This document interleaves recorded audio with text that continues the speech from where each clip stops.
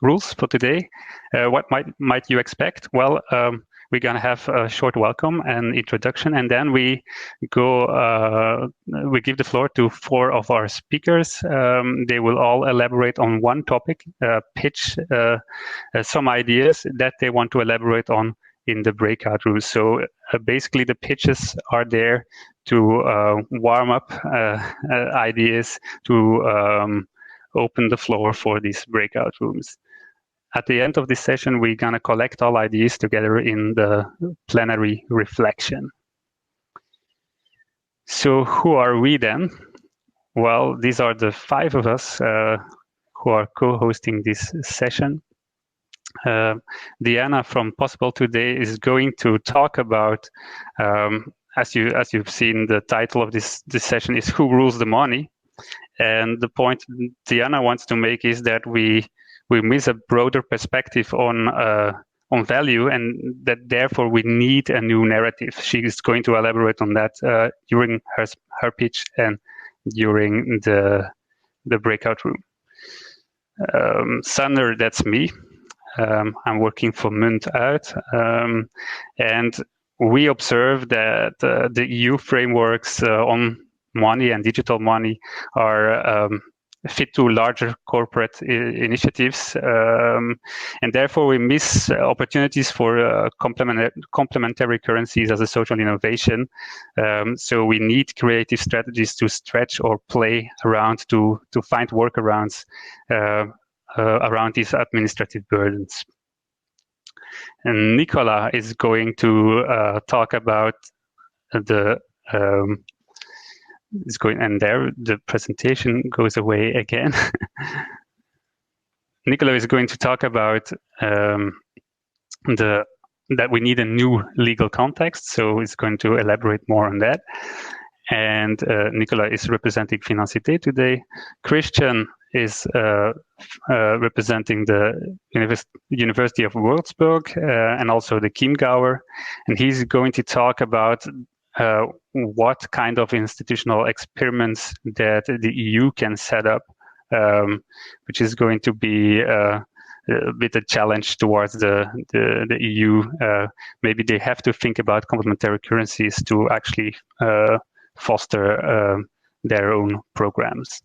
And then I already talked about the virtual coffee room, and Marek is going to host that one. Mark is working for the ULB Solvay Brussels School and is a professor on microfinance and social innovation. So he's really the man in place to grasp different ideas in this coffee machine space. But we're also wondering who you are, and therefore we made a little poll, which I'm going to share right now. No.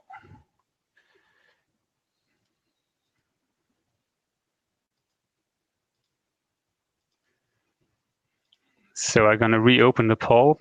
So we're wondering, how would you describe yourself? Do you organize a complementary currency? Do you use a complementary currency? Do you reflect upon it? Do you know a little about it, or do you know absolutely nothing about it? We're very curious who is our audience today. So please join us in our poll. Multiple answers are possible.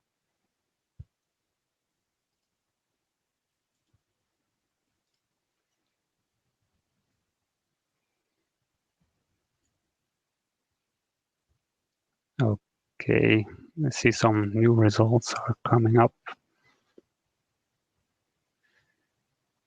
Let's wait a bit further. It seems that quite a lot of people in this room already know about CC. So that's interesting. Like this is really the opposite world to our general the reality we are facing every day.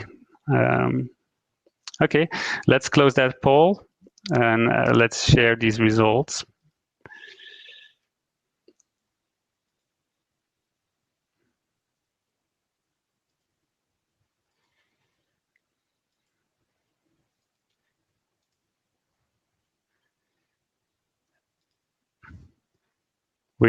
we tried several times to actually work with this platform, and it seemed that now I at least cannot see the results, but maybe you can see them.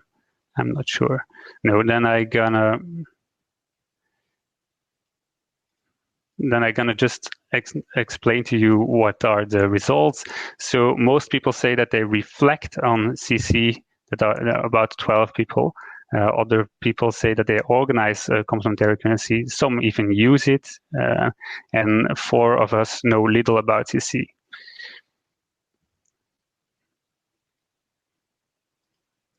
So that means that although I'm gonna give a little initiation on what CC are about, I'm gonna go very quick over these slides because most people actually already know a lot about CC.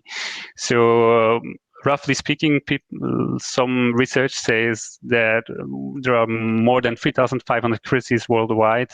Some say there are 4,500. I know that's a very rough estimate, but if we look at these maps of Belgium and France, we actually see that in the last years there are new initiatives popping up, and that's why we set the agenda of today as complementary currencies are rising, or they are very promising, and therefore it's important to tackle this issue that this kind of social innovation really needs to work around or work with the boundaries that are set for the more regular practices, let's say. So money, for those who are really new to CC, this is good to start with the definition of money. Money is an agreement to use something as a means of exchange or as a means of payment. And there is a very important phrase in this, or wording in this definition, and it's agreement. So that means that we can change the rules of the game, and that we can set new boundaries or new opportunities with a complementary currency. Complementary currencies are also sometimes called local currencies or community currencies. For today, we're gonna use these wordings as synonyms. So with regards to the comparison with the euro, you can say that the rule of the euro, very simplistically said, is that it's always and everywhere there. While, for instance, a local voucher for local shopping, you can use it one time in one or more shops or in one place.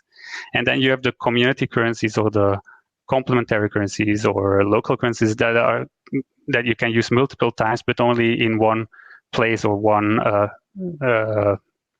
location, network, or one community, let's say. So it's about setting boundaries. It's about setting boundaries for optimizing special local, often goals.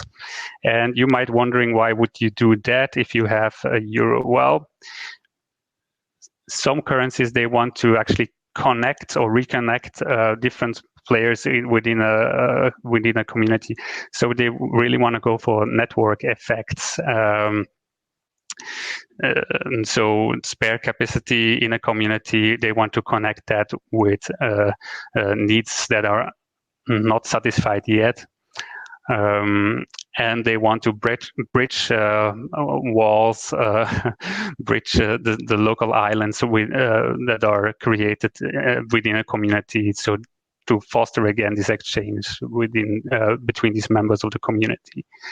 One example is, for instance, the Torcus, where different volunteers they spend their time for the local community, and we see that it's really having a positive effect, because like in 1 year time for this very small project in one neighborhood in Ghent, we see that they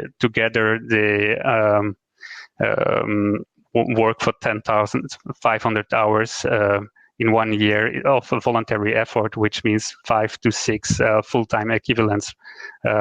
So we really see that the currency gives that effect there. Also, the Chiemgauer boosts the local economy because the currency goes 3 times faster through the local network. A second reason why you want to set boundaries is because you want to reward certain behavior. You want to promote new values or other values. So you're gonna reward people with local coins to nudge them to positively stimulate them or to just thank them for their effort. And of course, you can also talk about how they can cash in these coins, and maybe you don't want them to, if they, for instance, got their reward for environmental friendly behavior, maybe you don't want them then to actually buy something that is very that is really not good for the environment. One example that is really, I think, striking is the Fietsducat, and it's the bicycle ducats in Flanders, where we see that after using bicycle ducats, people like children go. The amount of children that go by bike to school is rising from 12 to 62%.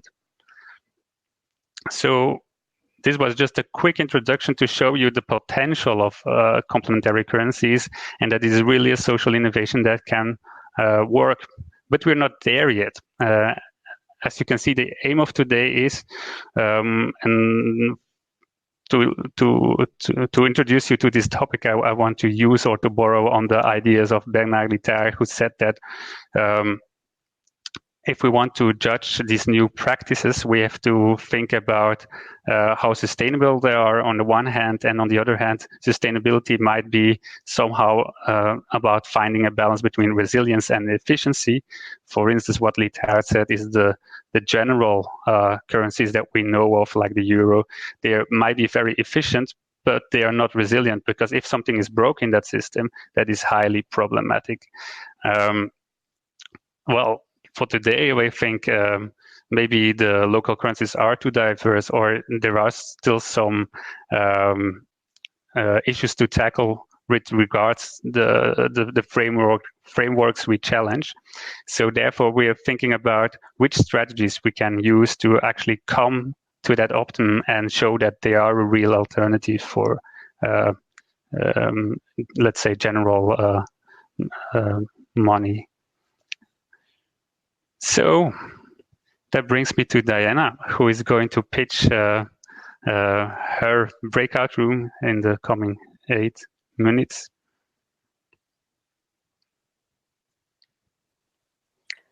Let me switch on my microphone then. Good morning to you all, and put my presentation on the screen. Thank you, Sander. I'm happy to be here. Before we will go into more detail on legal issues and go to the breakout rooms and listen to the other pitches, I guess my voice will be more activist, as I'm going to make a plea for a more social economy and a broader perspective on money and value. I prepared a Pechakucha for the occasion, so here we go. We are living in challenging times of change and transition.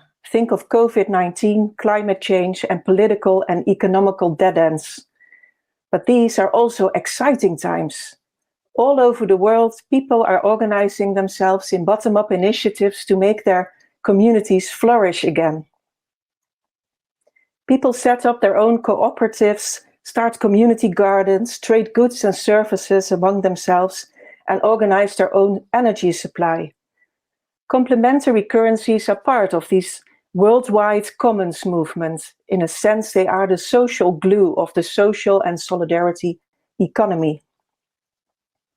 Some local currencies, as Sander already explained, are specifically aimed at helping local businesses, such as the Sardex or the Utrechtse euro.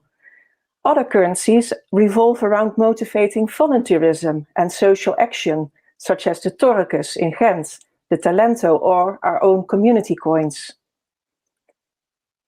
In a world of globalization, local currencies help to support local economies and to reinforce local identities.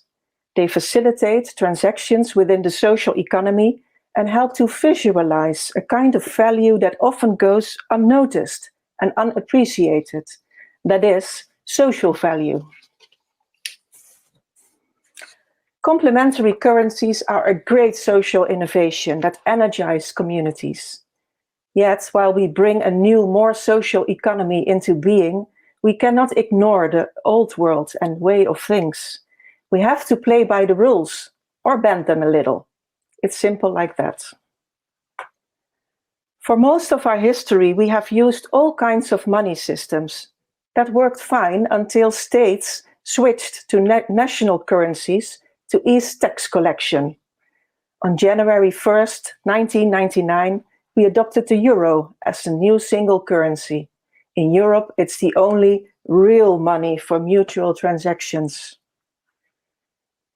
You can compare this historical development with a diverse ecosystem gradually making way for monoculture. And so we arrived at a form of capitalism that seemed indestructible and inevitable until 2008, when large banks turned out not to be that stable at all. Nevertheless, 97% of the money circulating in our economy today is created by private banks. With every loan they issue, they create new money. Every loan has to be repaid with interest, of course. So our money system is in fact one big Ponzi scheme. The dominant narrative on money is based on debt and endless growth. Instead of a means, money has become a goal and a political force on its own that does not serve the interests of the average citizen. It's exhausting our planet while our communities are falling apart. That's why we need a broader perspective on money and value. In fact, we need a whole new narrative so we can tackle the challenges of our age. By rethinking money, we can use it as an instrument again, organize ourselves and create social change. The Dutch anthropologist Coco Kanters is absolutely right when she says, and I quote, "Our current system is the result of all kinds of decisions in the past taken by the government and financial institutions with their own interests in mind. That seems like a given, a law, but money is no more than an agreement." The financial crash of 2008 shows that our money system is vulnerable and not sustainable. So let's put an end to financial monoculture and create more diversity. Let's flatten the curve of global debt and create real value.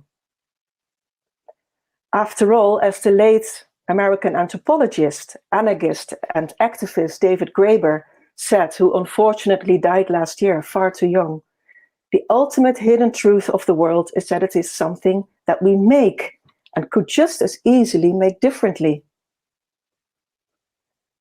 So why not develop your own local alternative to counterbalance inequality and globalization? Start a local currency. Why? Because you can. Or join a local currency scheme or Let's Group and exchange goods and services with your local community. There are many different ways to create alternative currencies, digital like our community coins or analog. Of course, creating money remains tricky. So when you're designing a new currency, make clear it's complementary and that you are not interested in replacing the euro. You're not allowed to make real money, so complementary currencies actually function as coupons. You are, however, allowed to create new value. So the question to ask is, which values should be central? What exactly should your currency stimulate? As soon as you change the rules of the game, money can be an instrument for social change. By redesigning our money system, diversifying it, we can reduce inequality and create an economy of well-being with more resilient communities in which social value is recognized and appreciated. So yes, we are the rulers. We are the drivers of the social economy. It's on us to make it possible.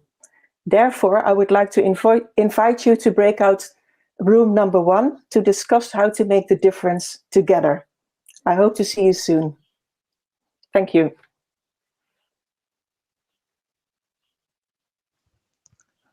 Thank you, Diana. I think the question is clear.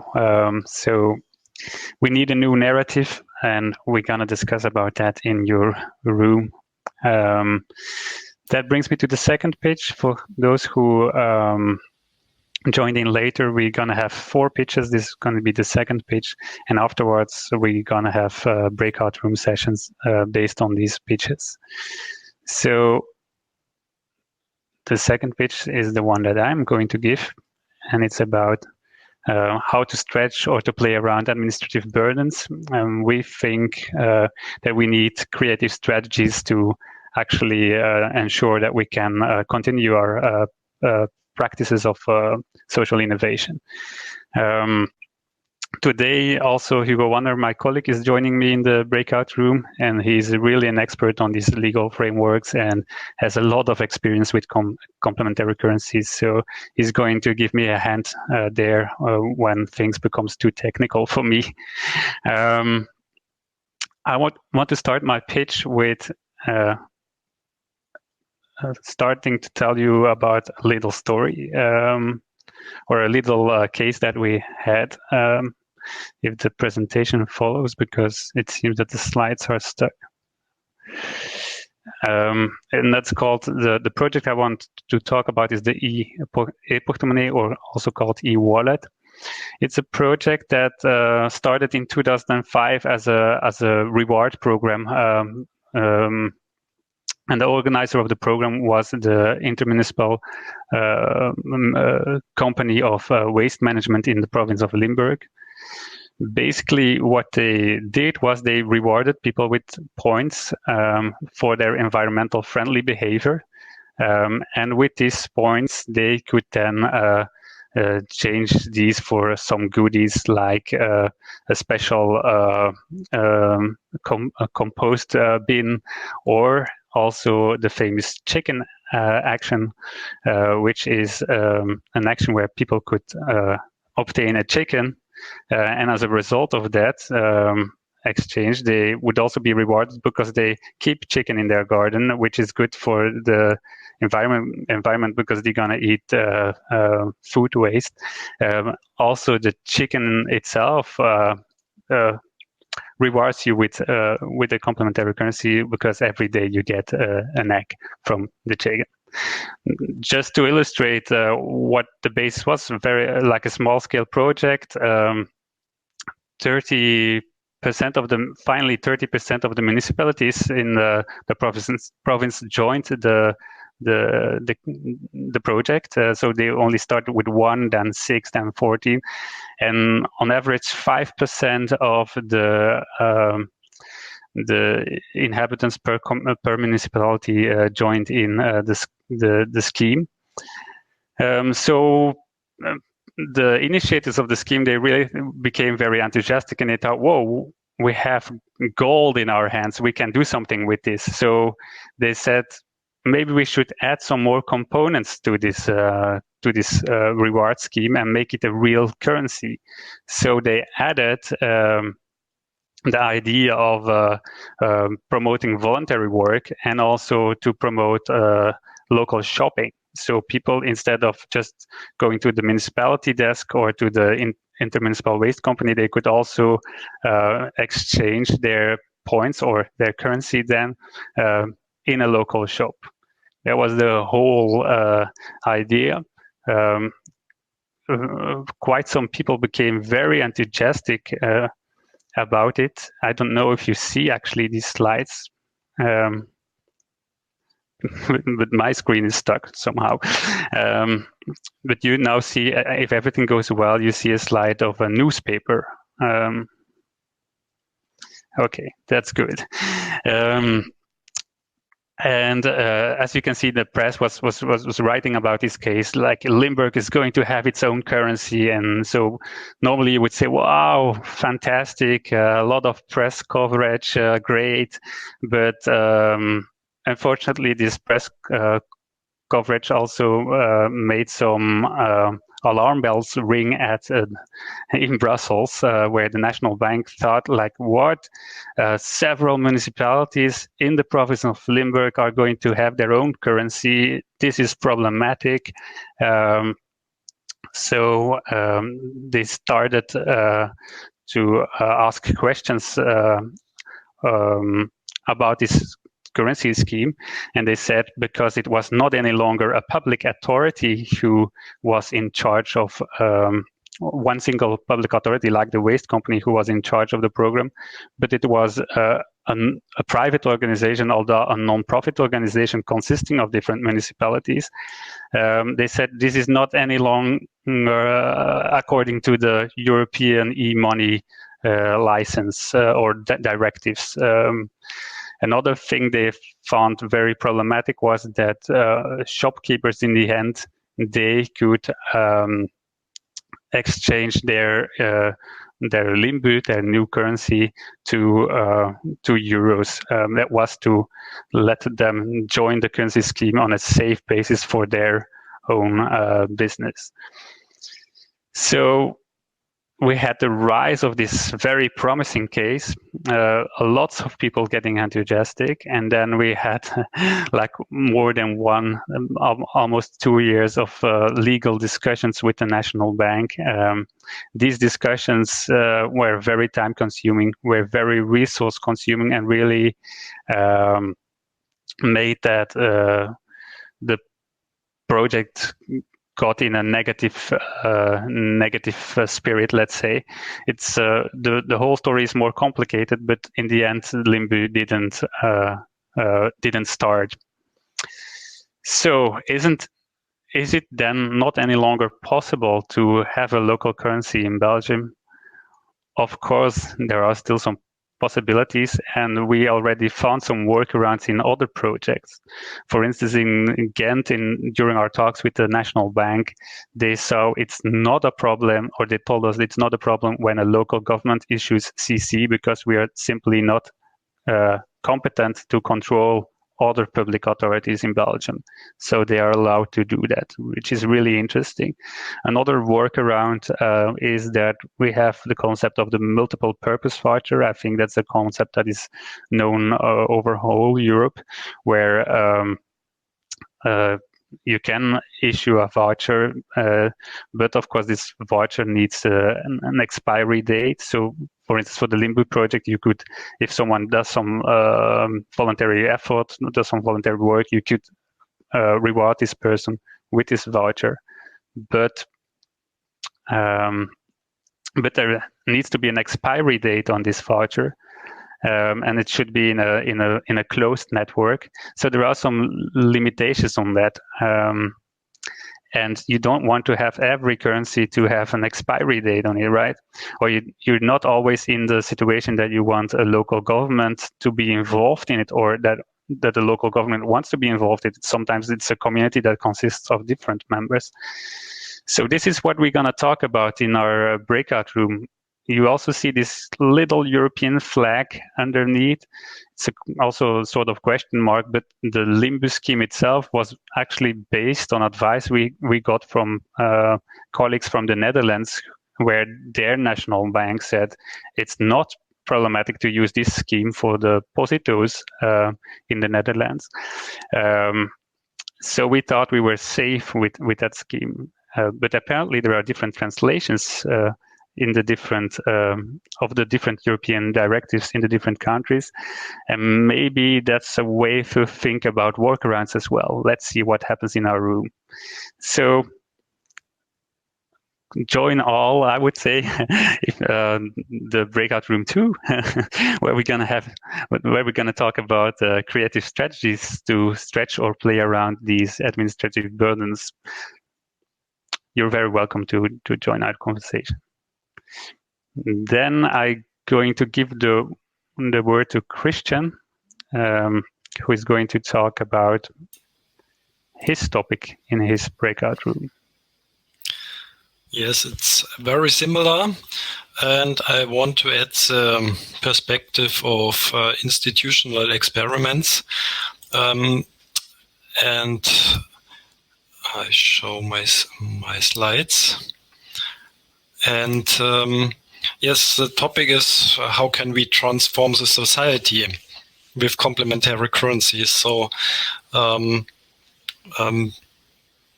do we find a way to connect it better to the state or to the public, and of course also to the rules and the legal framework. And when we have a greater look on it, we see three kinds of currencies or monies in the world of money. And of course we all know national currencies, and so money is set by the state, and it gives a collective design of money. So we have a framework, and within this framework, it is allowed to have banks which create money out of nothing, but within the legal framework. And that's a field of competing currencies. So it's about to create profit, to give loans, which has to grow with interest rates, and we have a kind of paradigm linked to the competing monies. But when you have a closer look at banks, you also see cooperative banks and savings banks. So it's not that black and white. But when you see at the global financial kind of creating money, it's dominated by competing, by competition and banks who competes to each other, and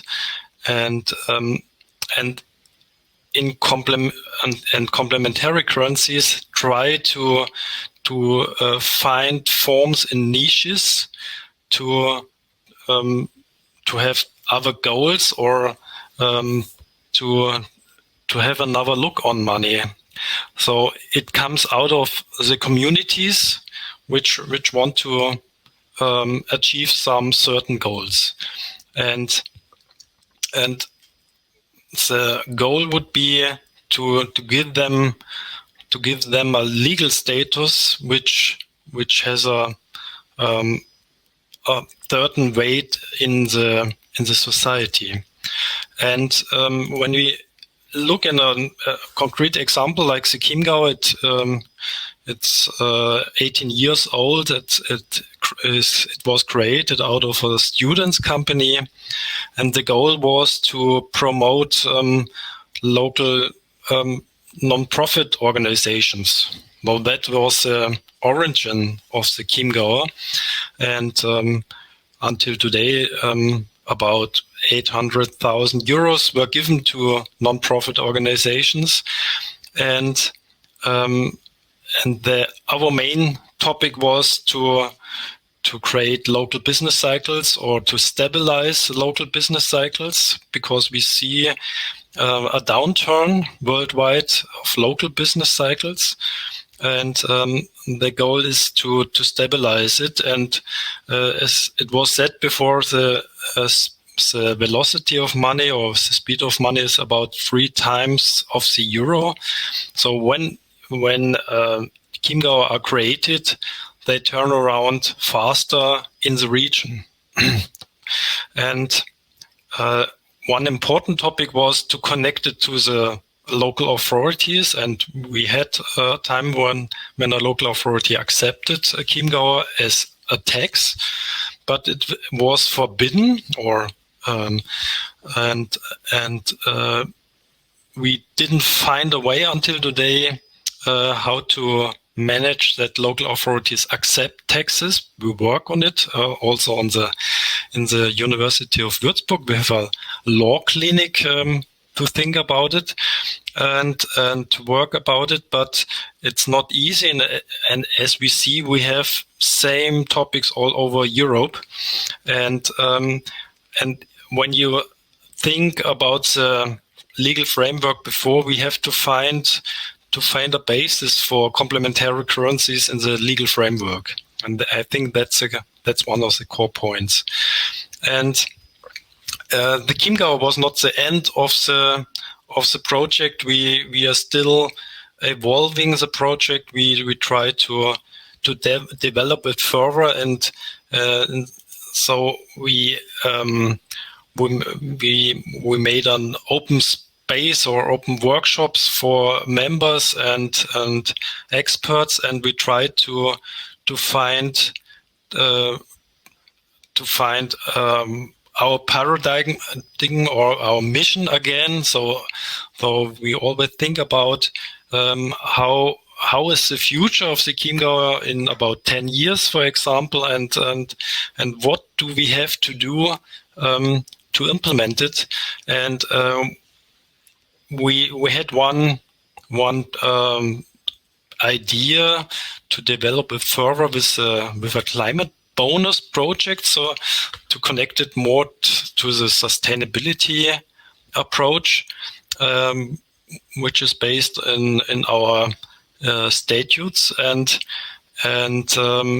now we are in a project which works together with the federal state, and we try to have something like an institutional experiment to show how we can use money to reduce carbon dioxide. And we have seen the examples in Belgium. We have known them also, and we try to combine the Chiemgau with many incentives to reduce carbon dioxide, and I think that's one topic which could be very important also for the whole society. So what we do in our small region can be a pattern for other projects in other regions, and it could be scaled up to a national level or the European level, and therefore I think we have to think more about public and commons partnerships or public and citizenship partnerships to create forms of money which serves our goals. Okay, so I think that's for my part, and now come to Nicolas. Thank you, Christian. So if you're interested in brainstorming or spreading or reflecting upon the idea of climate bonus and public commons partnerships and how maybe that even can be set or on the agenda of the European Union, or then you're very welcome to join the room of Christian in the second round of the breakout rooms. So the floor is yours, Nicolas, for the last pitch. Thank you, Sander, and thank you all of my fellow speakers for such interesting presentations. From my end, I will try to introduce you to the questions we'll be addressing in room number 3, I believe, regarding the legal context of complementary currency, especially as they turn to digital form. So, as been said, complementary currency can serve many purposes, whether it would be to promote eco-friendly behavior from users, trying to relocalize the economy, trying to promote new waves of businesses that are embedded into the natural constraints of our planet, or they can also be helpful for local or regional governments when they want to, well, put forward new ways to promote, as we've said, local consumptions and all that comes with it. Likewise, we here in Belgium, as I work for City, I forgot to mention, an NGO based in Brussels who supports 16 complementary currency at the time, and that is also studying, researching how mutual credit system can also be helpful in creating new types of units of account whose backing is not debt, but actually the production capabilities of businesses that are indeed participating in such schemes. Now, as we've come forward in studying complementary currency, and as many people I'm sure around the table here will know, they will definitely have pointed out how the different nature, what emitters can do, the different forms those units of account take, and the backing, the various backings that they can have, whether it's nothing or some sort of various promises or agreements which are not fully boundable, unlike, of course, euros, which through fiscality and the chartalist and institutional approach are made forcefully acceptable by people who can rid themselves of debt they can have through this unit of account, or they can also be asset-backed, whether it's an actual fiat money or other kinds of assets. And as we have grown in using our CCs here in Belgium, we've come to face new legal constraints coming from especially the digitalization, the new electronic form of our units of account. And of course, anybody who's come to that place knows what a mess it can quickly become, whether it's the compliance with the anti-money laundering law or with the payment service directive. And that's even before coming under the scrutiny of the electronic money directive. All this has put a toll, a new constraint on the development and the put off in scale of those currencies, because it requires new IT development, new technological platforms, human resources to operate and to ensure that we are compliant with those directives. And that's without talking, of course, about the MiCAR regulation proposal, which sets up even more constraints regarding the ability to put in place blockchain currencies using distributed ledger technology with backings of assets. All those constraints may seem to be protecting consumers, and in some ways they are, of course, but there are also a glass ceiling for citizen-led initiatives who want to promote new means of payment, new ways of storing values, and of course, new mediums of exchange. And so as we've come to that place now, and as we want our complementary currency to truly have impact within our society through the many means that have been demonstrated here beforehand, well, we need a legal framework that is adapted to our needs, that allows us to grow with peacefully and to be able to show what complementary currency can bring to the world, to our society. And that is, of course, without saying that fully operated bank money is not per se a bad thing in itself. It is only too limited regarding what can happen. And so we'll be discussing this legal framework in our room regarding the legal context, what are the constraints, what are the hindrances it poses on us, and also what are the opportunities that can be found from it. I'll be joined in this room by my colleague, Bernard Bayot, who is also the founding president of the New B Bank, a cooperative bank that's been founded in Belgium last year, a feat that had not been achieved in over 6 decades in our country. So hopefully a very interesting conversation coming ahead. So looking forward to hear your views on this legal framework and, what we can do about it. Great. Thank you, Nicolas, and thank you, all of you, to stick to the timing. We're actually early. That's really good.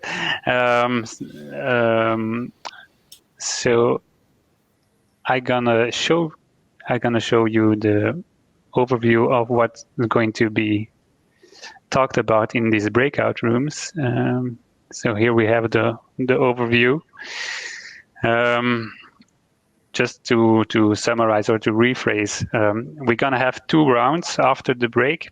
So in the first round, we're gonna have one room talking about the need for a new narrative. That's with Diana.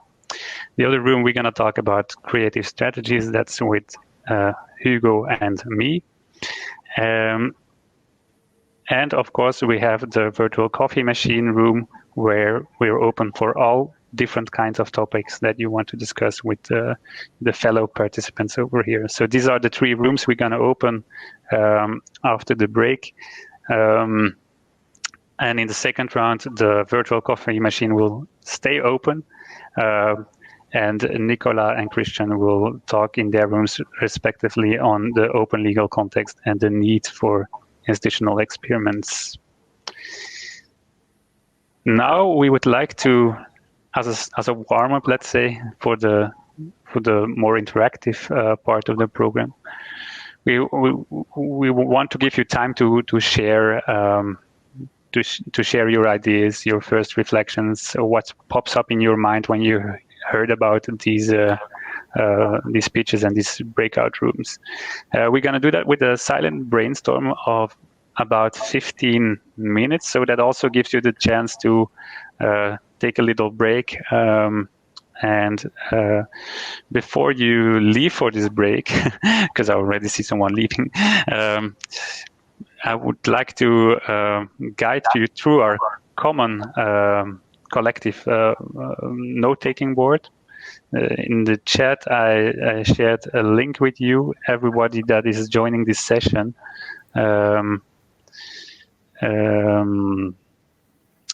everybody that is joining this session would is able to actually contribute to this board. So you're very welcome to do that, and we really invite you to do so. I'm gonna share for a moment the board. So with the link, you can edit the board, and then if you click on this link, you can see this.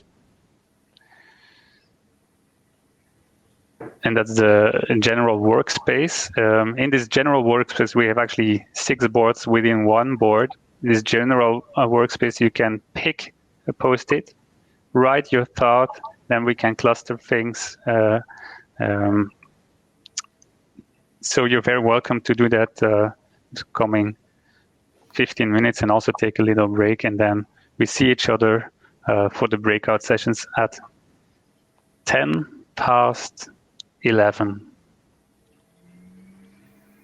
I hope this was clear. If there's any questions about this Miro board and how we work with it, please let us know.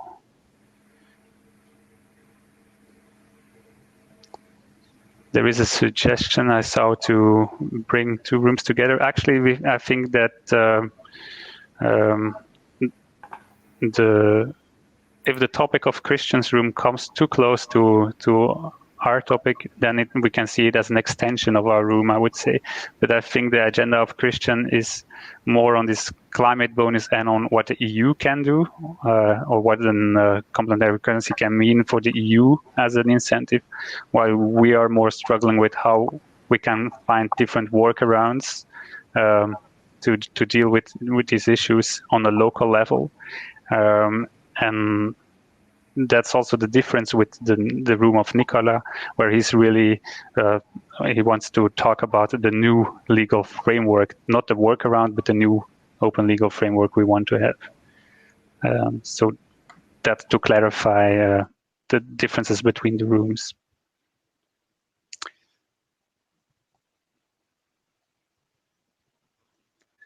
Okay, I think everything is clear because I don't see any questions in the chat. So I also see some people are already active on the board, so that's really nice. Thank you for being so enthusiastic to share your thoughts with us. See you in 15 minutes.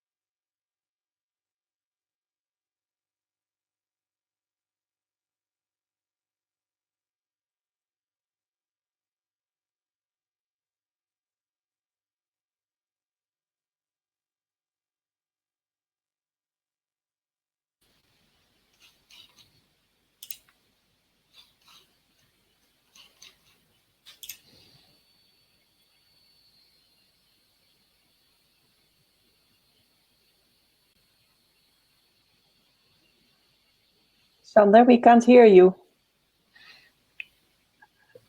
Okay, that explains a lot. So I will repeat what I've been saying very shortly and very briefly. We're gonna open in this first round 3 breakout rooms. I'm gonna open them in a minute.